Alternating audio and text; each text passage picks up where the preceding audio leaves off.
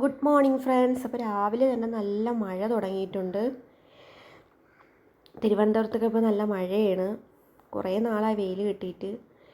അങ്ങനെ 11 മണിയൊക്കെ ആയപ്പോൾ കാപ്പിയൊക്കെ കുടിച്ചിട്ട് കുറച്ച് മുസമ്പി ഇരുന്നു.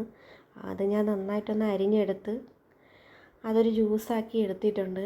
അപ്പോൾ 11 മണിക്ക് ഒരു ജ്യൂസും കുടിച്ച്. പിന്നെ അപ്പോഴാണ് മീൻ കിട്ടിയത്, നെത്തോലി. അത് ഞാൻ ഒന്ന് വൃത്തിയാക്കി എടുത്ത് വെച്ചിട്ടുണ്ട്. ഒരു മീൻ പൊരിക്കുകയും കറിയും കൂടെ വയ്ക്കാമെന്ന് കരുതി. പിന്നെ കുറച്ച് ചീരയും കൂടെ ഇരിപ്പുണ്ടായിരുന്നു, നാൾ മേടിച്ചത്. അപ്പോൾ അതും കൂടെ ഞാൻ പെട്ടെന്നൊന്ന് അരിഞ്ഞെടുത്ത് ഒരു സവാളയും കൂടെ ചേർത്ത് അതും കൂടെ ഒന്ന് അരിഞ്ഞെടുത്ത് വെച്ചേക്കായിരുന്നു.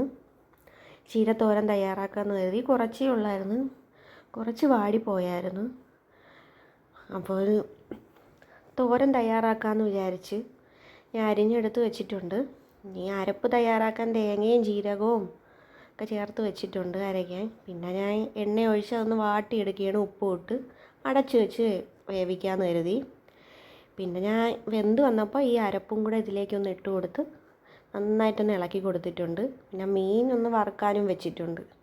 ഇപ്പോൾ നമ്മുടെ ചീരത്തോരനും റെഡിയായി.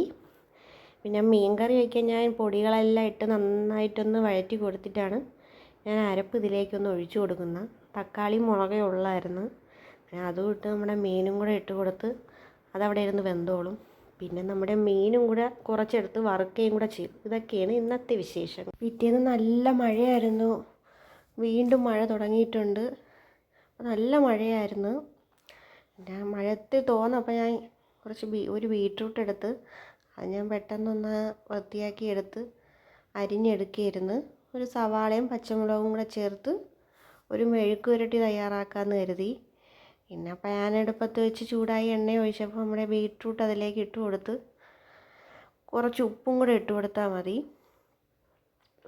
കുറച്ച് എണ്ണ മതിയാകും, അത് ആവിയിലിരുന്ന് വെന്തോളും. കുറച്ച് ഉപ്പും കൂടെ ഞാൻ ഇട്ട് കൊടുത്ത് എന്നിട്ടൊന്ന് ഇളക്കി കൊടുക്കണം, നന്നായിട്ടൊന്ന് ഇളക്കി കൊടുക്കണം.